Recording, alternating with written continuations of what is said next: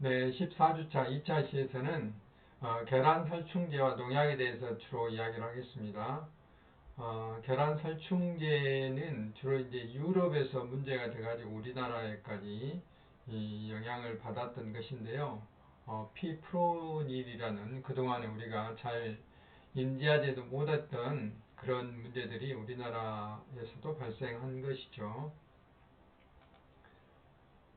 그래서 우리나라에 맨 처음에 이제 보도가 되기 시작한 것은 그 네덜란드에서 그 대량의 계란이 이렇게 그 폐기되는 보도가 이어지면서 살충제가 검출돼서 그랬다. 그러면 과연 우리나라는 괜찮을까 하는 의문이 지속적으로 이루어졌죠. 그래서 우리나라에서도 이런 것들을 한번 검사해보자 하는 이제 시도가 있었습니다. 그래서 그 애국뿐만 아니라 우리나라에서 검출된 살충제 성분이 주로 이제 피프로닐이라는 건데요.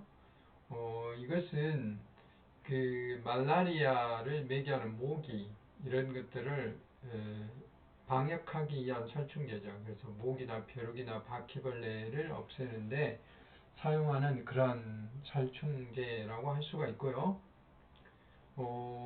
사람이 직접 섭취하는 동물, 그러니까 가축들에게는 이건 사용이 금지되어 있는 그런 약품이라고 할 수가 있습니다.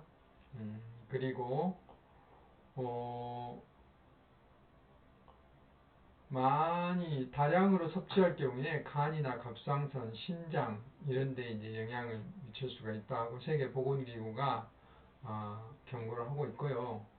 비페트린이라는 약품 살충제는 불개미 제거용이죠. 피레스로이드계라고 하는데 닭이나 진드기, 닭에서 자라고 있는 해충, 진드기의 살충제로서 이제 이용되고 있죠. 그리고 이것도 역시 발암 가능성 물질로 미국 환경보호청 EPA에서 구별하고 있고 그 외에도 프루페 페녹스론, 플루페녹스론이라는 게 이것도 이제 가수원이라든지 이런데 진드기 살충제로 사용하고 있는 그런 살충제인데 헤모글로빈 그러니까 우리 혈액에 있는 헤모글로빈의 독성을 이야기하죠. 그러니까 이제 빈혈이라든지 이런 것 주로 혈액하고 관련된 그런 질병을 일으킨다라고 이제 연구 결과가 알려진 바가 있고요. 그 외에도 에톡사놀이나 피리다벤 뭐 이런 성분들이 있어요. 그래서 지금까지 거의 알려지지 않는 이런 살충제들이 우리나라에서도 이제 문제가 되기 시작했어요. 이게 이제 조사를 해보니까 어떤 데 문제가 있었냐면 이 닭을 우리가 대량으로 이렇게 사육하면서 이런 케이지 내에다가 이쪽에 그냥 달걀만 얻기 위해서 사육을 한 거죠.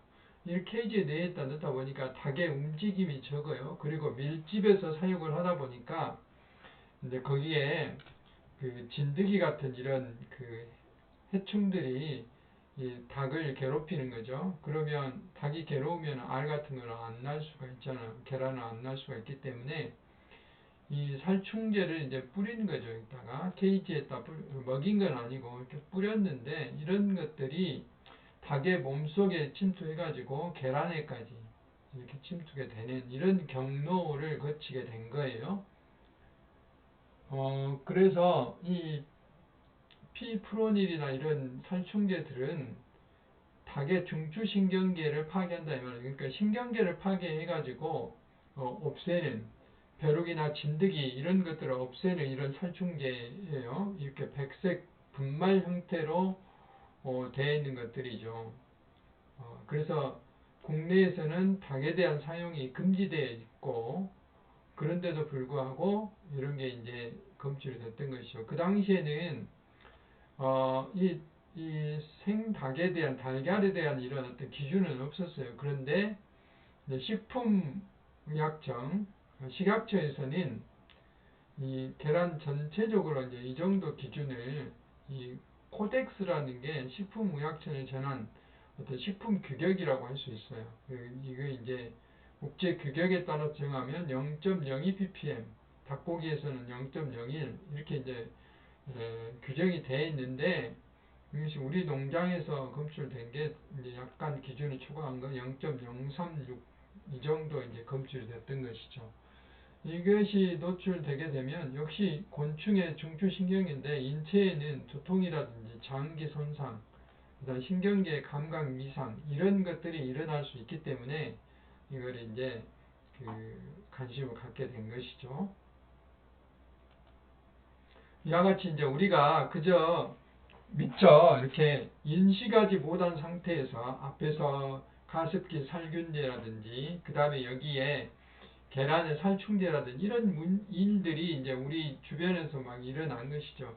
그래서 그 당시에 우리나라에서 생산되는 달걀의 살충제 검출 사례를 보면은 지금 여기 보시면 이 빨간 걸로 되어 있는 게 이 피프로닐이고 그 다음에 이게 황색으로 되어 있는 게 비펜트릴렌이라는 살충제예요. 뭐 어떤 것이 됐든 간에 전국에서 거의 다 검출이 됐고, 여기 보면 08은 어떤 농장의 어떤 지역을 말하고, 그 다음에 여기 있는 농장의 이름이에요. 농장의 이름 이렇게 이제 이야기를 표시할 수가 있습니다. 이렇게 이제 그 당시에는 이렇게 표기를 했어 달걀에. 지금은 바뀌었습니다만은. 그래서 0.0363, 0.05, 그 다음에 우리 지역과 가까운 나주 같은 경우 0.21 굉장히 많이 이렇게 검출이 됐죠. 여기 보면은 친환경 인증을 받았으면 이 달걀을 빼놓고는 인증을 받았음에도 이런 문제가 발생을 한 거였어요. 그래서 이제 거의 한 2달 동안 거의 매스컴을 장식했을 정도로 심각한 문제를 일으켰죠. 그래서 정부에서는 먼저 이제 표기 방법을 바꿨어요. 아까 시도 지역 표기, 농장 이름 이렇게 했는데 이것을 이제 이렇게 지금은 달걀에가 이렇게 표시가 되죠. 언제 산란을 했는가? 산란일 10월 04일이니까 10월 4일 날 산란했다는 거고, 농장 고유의 번호, 어느 지역에 소재되어 있는 고유 번호를 이제 부과한 거고, 이제 특별히 이번에는 이걸 쓴 거죠. 이제 사육 환경, 1은 유기농, 2는 방사, 이렇게 남 먹인다 이 말이죠. 방사 사육이고, 3번은 축사 사육이고, 이제 이번에 문제가 됐던 것처럼 4번이 이 케이스 안에다 사육하는 것이죠.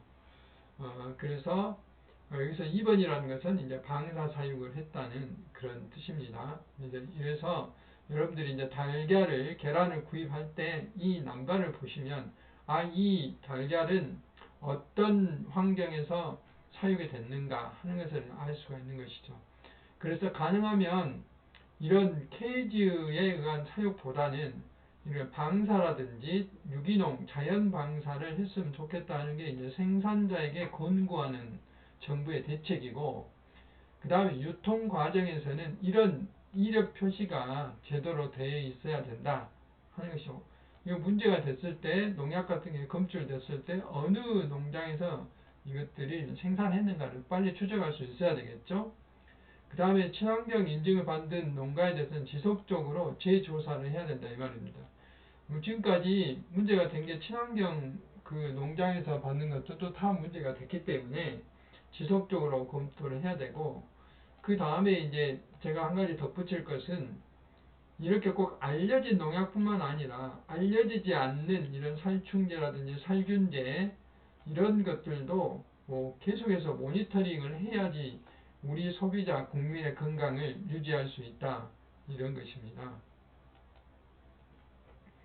그래서 이제 이런 계란의 살충제의 사례를 토대로 이제 농약에 대해서 알아보도록 하겠습니다.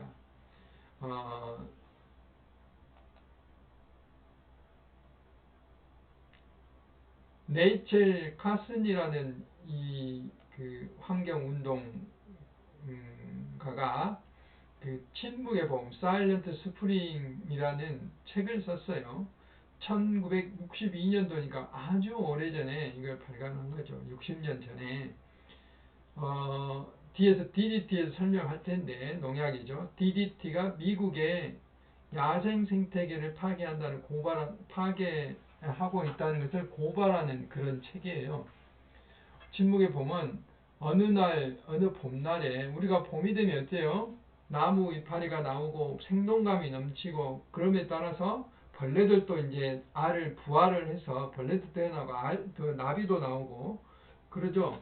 그러면서 그걸 잡아먹는 새들도 좀 더 이제 활력을 찾는 거죠. 그동안에 열매만 먹다가 그러니까 새들의 노랫소리, 그 다음에 나비의 그 날개 펄럭임 이런 것들을 봐야 되는데 이런 DDT 같은 농약을 살포함으로 인해서 애벌레도 없어지고 나비도 없어지고 새들의 노랫소리도 들리지 않는다. 이런 것을 이야기하는 거예요. 그래서 이 책이 기폭제가 돼서 미국 환경운동이 이제 활발하게 전개가 됐고 환경 문제에 대해서 대중적으로 이제 인식을 하게 되는 것이죠. 그래서 1969년도에 미국에서는 국가환경정책법이라는 것을 만들게 돼요.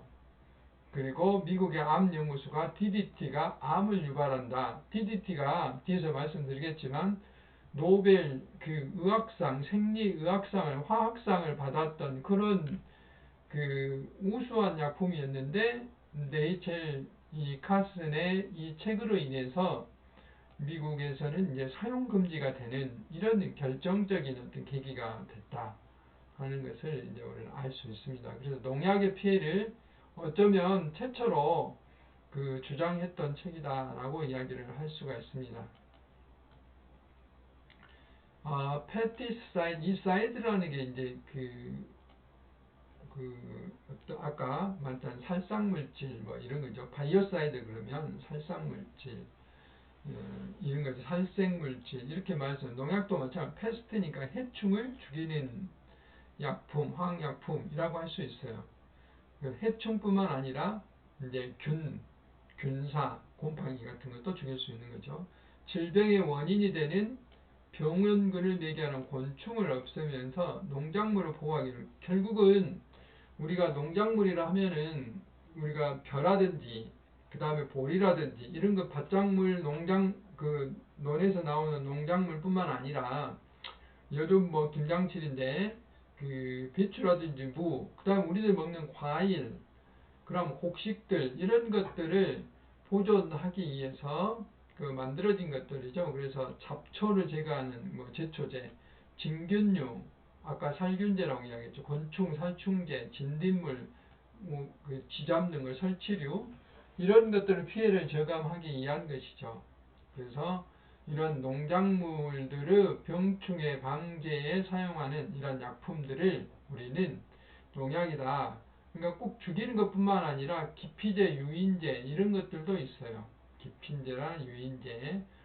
그러니까 우리가 그 산에 가면 요즘 진드기가 살인 진드기라고 있잖아요. 이런 것들이 우리 몸에 들으면 우리가 그 살포를 하고 하잖아요. 우리가 스프레이 살포를 하면은 이런 것들이 그 기피제죠, 기피제. 모기 같은 거 퇴치하기 위해서 우리가 뭐 손목 밴드 같은 걸 차고 이런 것들이 이제 기피제라고 할 수가 있습니다. 그 다음에 천연식물 보호제.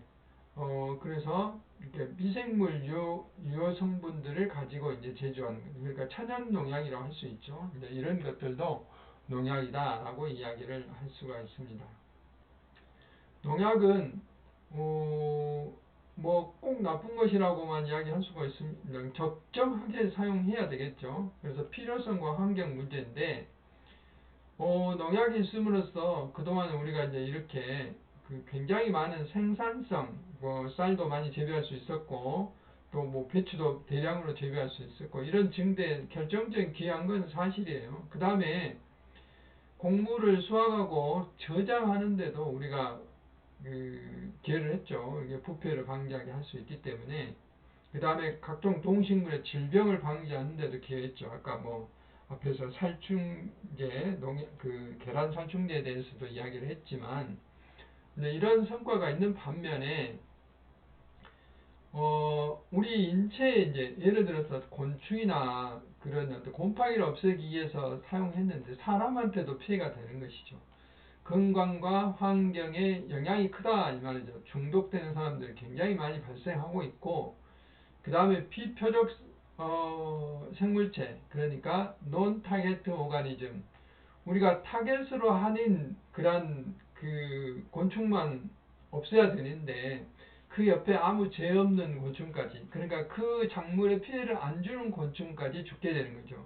그래서 사일런트 스프링이 되는 거예요. 침묵하는 봄이 되는 것이죠. 그래서 비표적 생물체까지 위협을 한다는 문제가 있고, 그 다음에 생태학적 기능, 그러니까 생태적 기능이 뭐예요? 생산자인 식물과 그 다음에 곤충 같은 1차 소비자, 그 다음에 2차 소비자, 이렇게 돼야 되는데 여기에는 이렇게 이 1차 소비자가 없어지면 이게 끊기는 거죠. 생태계 기능이 파괴되는 이런 문제가 발생할 수도 있다 하는 것이죠. 농약의 분류 특성, 이거는 굉장히 이제 복잡하지만 그대로 목적을 알 수 있어요. 살진균제, 그럼 진균성을 없애는 거고, 제초제, 그럼 풀 없애는 거죠. 잡초. 그래서 허비사이드라고 해요. 다 사이드가 붙었죠. 살충제, 그러면 인섹트사이드, 해충, 곤충을 없애는 거고, 아카리사이드, 그러면 진드기를 없애는 거고, 몰루스크, 이것이 이제 그 달팽이죠. 달팽이. 연체동물. 담팽이를 없애는 거. 그 다음에 네마토드 선충이라고 있어요. 굉장히 이렇게 줄처럼 생겨서 작은 거. 그 다음 쥐를 죽인 거, 살서제, 살조제, 새를 없애는 거, 항생물질, 세균성 어떤 감염을 없애기 위해서 하는 것. 이런 것들이 이제 다 농약 성분에 사용되는데, 이건 이제 사용 목적이라고. 이거 이제 성분이 어떻게 따라있냐면 유기염, 대부분 유기염소계가 많죠. 그 다음에 유기인계, 유기유황계, 카바이트계, 카바메이트계, 이렇게 이제 나눠집니다. 그리고 독성에 따라서는 포유류에 대한 독성으로서 맹독성, 고독성, 보통 독성 이렇게 나타나는데, 요즘은 매독성이나 고독성은 사용할 수 없고요. 보통 독성, 특히 잔류가 적은 그런 농약을 사용하도록 하고 있습니다. 물고기에 대한 어독성은 1급, 2급, 3급으로 이렇게 구별이 됩니다.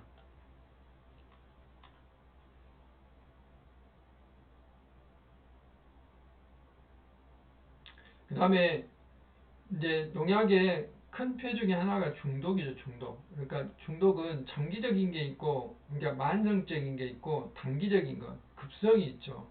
급성은 이렇게 농약을 살포하다가 그 중독이 되는 거죠. 오염되는 거. 대부분 그 이 시판 농약의 대부분 독성이 있어요. 그래서 고독성 농약은 약 3.3% 정도에 해당이 되고, 맹독성은 없고요. 우리나라의 농약 중독의 피해는 대부분 이제 농약 그 중독 경험자의 16에서 57%는 주로 이제 이런 피해를 겪었다는데, 대부분 그 장시간 살포를 함으로써 그리고 규정을 지키지 않아서 마스크를 사용하지 않았다든지 쓰지 않았다든지 방제복 이런 것들 입지 않았다든지 이런 것 때문에 이제 일어난 것이 대부분이었다 하는 것을 알 수가 있습니다.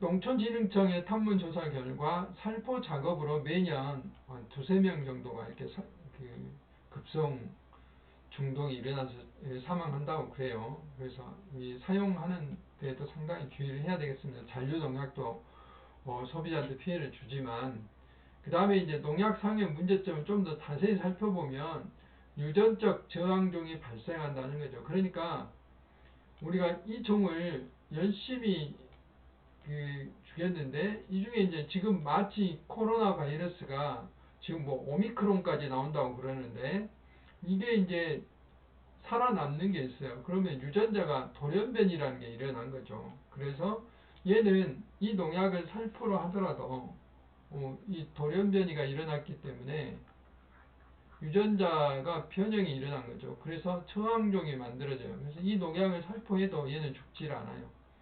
그러면 농약 효과가 감소되죠. 그럼 좀 더 독성이 강한 것을 만들어야 되잖아요.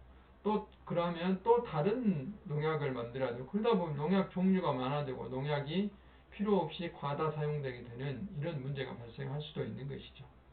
그 다음에 앞에 설명했던 의도하는 해충과 더불어서 다른 종, 그러니까 이 비표적종도 죽이게 돼서 생태계에 큰 피해를 미치게 되고 그걸 먹는 다른 대형 동물에도 영향을 미치게 되고 그 다음에 새로운 해충 출현이라는 말은 이제 이렇게 있어요. 이렇게 여러 종류의 곤충들이 있는데 그동안에 얘들만 해충이에요.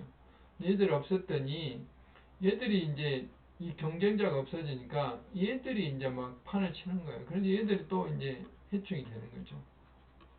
그래서 새로운 어떤 해충, 그러니까 잠재력은 있어서 문제를 일으키지 않았는데 이것들이 이제 경쟁자가 없어지니까 해충으로 작용한다.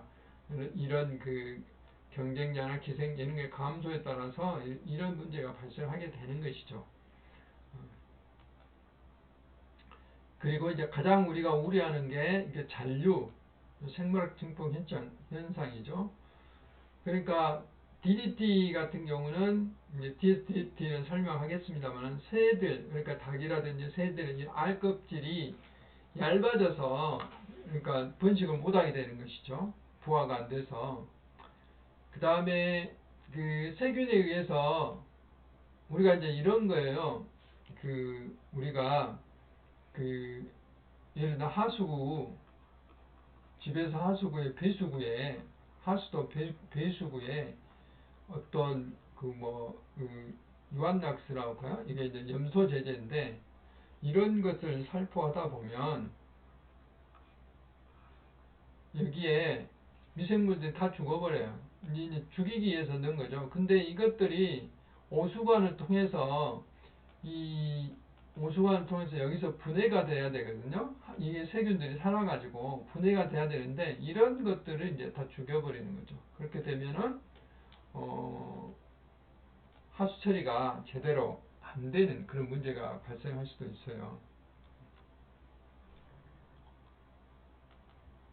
그래서 이런 자연적인 분해가 일어나지 못해서 환경뿐만 아니라 먹이 연쇄를 통해서 고차로 갈수록 축적이 된다. 이걸 이제 바이올로지컬 매그니피케이션 이런 생물 농축, 생물 증폭 현상이라고 표현하는 것이죠. 그 다음에 환경에서의 이동성, 살포된 지역에 한정된 것이 아니라 다른 지역까지 이렇게 확산해서 토양물, 공기를 통해서 이동이 된다면 심지어 DDT 같은 경우에 DDT를 사용하지 않았던 아프리카나 그 다음에 극지방 남극이나 북극에서도 이런 것들이 검출되는 이런 문제가 발생했던 것이죠. 그래서 이런 공기나 그 물을 통해서도 이렇게 이동이 된다. 그럼으로써 결국은 인간에게도 위협이 있다. 고농도를 단기간 노출하면 아까 중독이 일어나서 치사 죽게 되는 거고 저농도로 장기간 우리 이제 이게 주로 잔류 농약이죠. 잔류 농약. 농약이 잔류하게 되면 이것을 우리가 계속 먹게 되면 암이 일어나고 환경 호르몬은 작용해서 뭐 생식계 이상이 있다든지 생식계 이상이 이런 문제가 발생할 수가 있는 것이죠. 그래서 우리가 뭐 채소나 과일을 먹을 때 항상 염려가 되는 게 농약이 묻어있지 않을까. 이게 이제 잔류 농약에 대한 이야기죠. 그래서 지금까지 뭐 DDT를 여러 번 예를 들었는데 이게 디페닐 트리클로로에탄이라는 거예요. 이렇게 클로로가 염소 성분이 한 번, 두 번이나 들어있죠. 그래서 이건 대단히 그 효과가 좋은 농약이에요. 스위스의 화학자인 파울 헤르만 밀러라는 이 화학자가 이것을 개발을 했죠. 그래서 1948년에 노벨 생리의학상을 받았어요. 그런데 그렇게 됨으로써 이제 그 굉장히 많은 그 효과를 본 거죠. 병충해를 줄이고 뭐 우리가 영화 같은 데 보면 전쟁 할 때 우리나라 뭐 6.25 때도 그랬고 월남전 때도 그랬고 그 뭐 그때는 막 잘 씹지 못하니까 막 우리 벼룩이나 이 같은 게 우리 이제 이 옷에도 있고 막 그래요. 이런 걸 죽이기 위해서 어째요? 막 뿌렸죠. 밀가루 같은 거, 하얀 가루 같은 거 뿌렸잖아요. 이런 게 이제 DDT 성분이에요. 근데 나중에 보니까 이것으로 인해서 뭐 고엽제도 마찬가지고 인체에 이제 여러 가지 해충뿐만 아니라 사람한테도 문제가 되고 또 동식물도 죽이게 되고 이런 문제가 발생을 했어요. 그래서 이제 현재는 노벨 생리의학상을 받았지만 지금은 이게 금지된 약품이다 하는 것이죠. 이와 같은 이제 화학적인 농약을 대체하는 방법, 가능하면 농약을 사용하지 않는 방법이 없을까 우리가 이제 고민을 해봐야 되는 것이죠. 그것이 생물학적인 조절이죠. 천적을 이용한다든지 그 다음에 여러 가지 뭐 개각충이라는 걸 시커멓게 되는 게 있어 나무 껍질을 이런 무당벌레라든지 또는 나방을 이용하는 이런 어떤 현재 활발하게 사용을 하고 있어요. 여러분들이 농업 박람회라든지 이런 데 가보면 벌이라든지 또는 뭐 조그만 곤충 같은 게 있죠. 이런 것들이 이제 천적을 이용하는 방법들이고요. 그 다음에 유전적인 조절, 그러니까 불임을 시켜버린 것이죠. 수컷이란 이런데, 그다음 저항 또는 이런 해충의 저항성이 있는 이제 작물을 개발하든지, 그다음 페로몬과 호르몬을 이용한다. 요즘 여러분들이 이제 아파트에 살면 뭐 몇 달에 한 번씩 소독을 하잖아요. 그 소독하는데 뭐 약간의 어떤 끈적이는 약품 같은 걸 주잖아요. 그런 거 젤리처럼 생긴 거.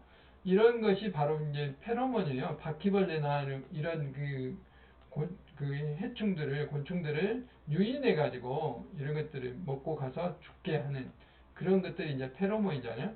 페로몬이 개미상 같은 거 있잖아요. 개미가 앞에 한 마리가 가면 줄줄줄줄줄 따라가잖아요. 이런 게 이제 페로몬이라고 할 수가 있어요. 이제 그런 걸 이용하는 거죠. 그 다음에 이제 검역을, 외국에서 우리나라 들어오는 검역을 설치하는 거고, 그 다음에 통합, 이런 것들을 다 합해서 통합적으로 해충 관리를 하는 방법들, 그 다음에 방사선 처리된 식품을 이용하는 방법, 이거는 권장할 사항은 아니죠. 그 다음에 이제 농약에 여러 가지 안전을 위한 PLS 제도라는 게 있어요. 농약이 이제 여러 가지 문제가 있기 때문에 이런 제도를 만들었는데 이거 이제 포지티브 리스트 시스템이라는 거예요. 그래서 농약 허용 물질 목록 관리 제도라는 것이 있는데 이거 이제 2년 전부터 우리나라에 시작이 됐어요.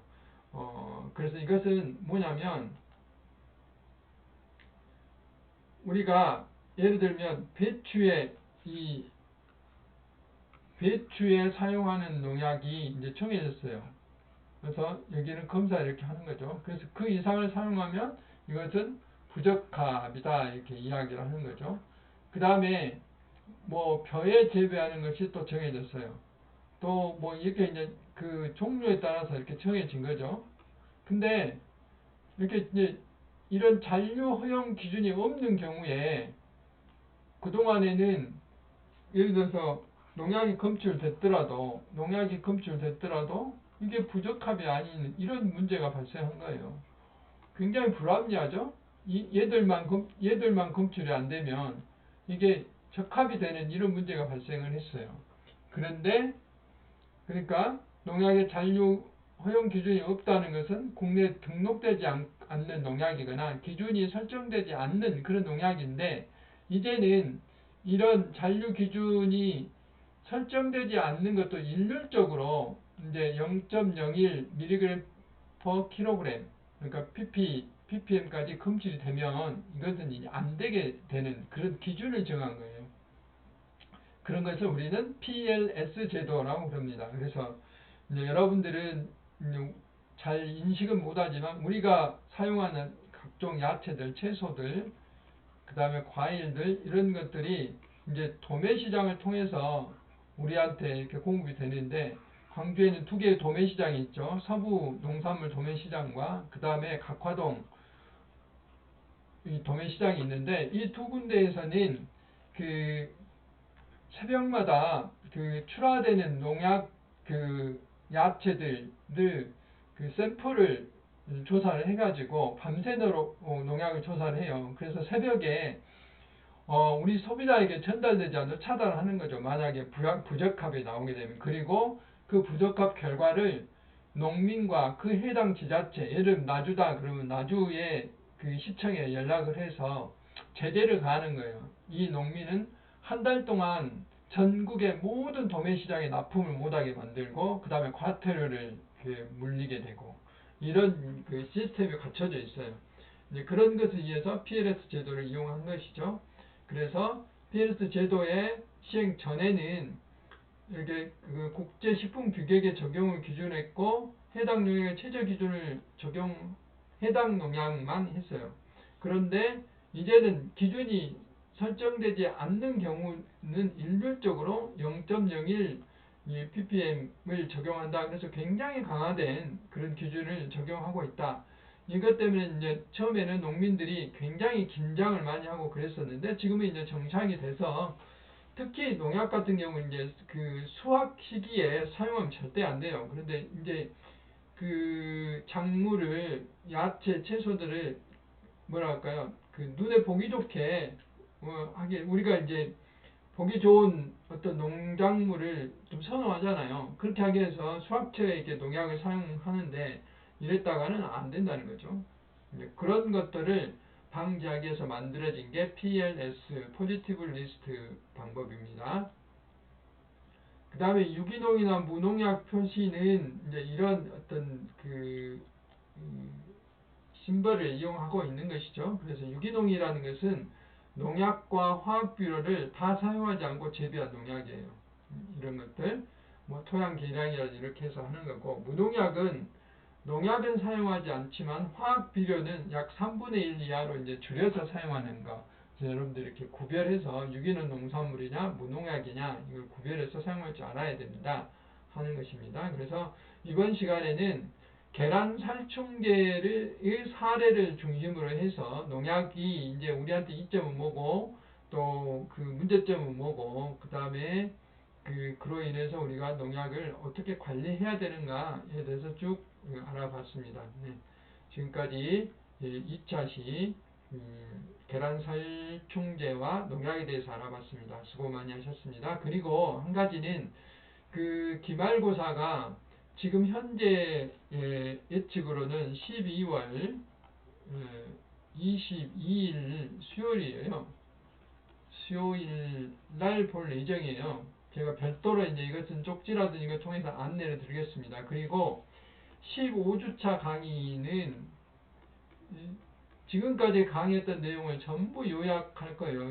이거는 그래서 기말고사를 보기 위해서는 여러분들이 꼭 15주차는 좀 자세히 봐야 됩니다. 제가 직접 그동안에 냈던 퀴즈 문제도 풀어 드릴 것이고 그 다음에 강의했던 내용을 요약해 줄 거거든요. 그래서 15주차는 1주차는 기말고사고 2주, 3주 2차시, 3차시는 이제 강의를 하도록 되어 있어요. 그래서 그 강의를 제가 요약과 퀴즈 문제 풀이로 할 겁니다. 12월 22일 날 수요일인데 이 시간이라든지 이런 것들 제가 별도로 학교에서 우리 교양대학에서 이게 지정돼서 나옵니다. 왜냐하면 이게 이제 여러분들 전공과 또 다른 과목과 시간이 겹치지 않아야 되기 때문에 이 지정된 시간에 여러분이 시험에 볼 수 있도록 제가 별도로 안내를 하겠습니다. 그래서 15주차에 강의를 여러분들이 좀 자세히 좀 볼 필요가 있습니다. 네, 수고하셨습니다.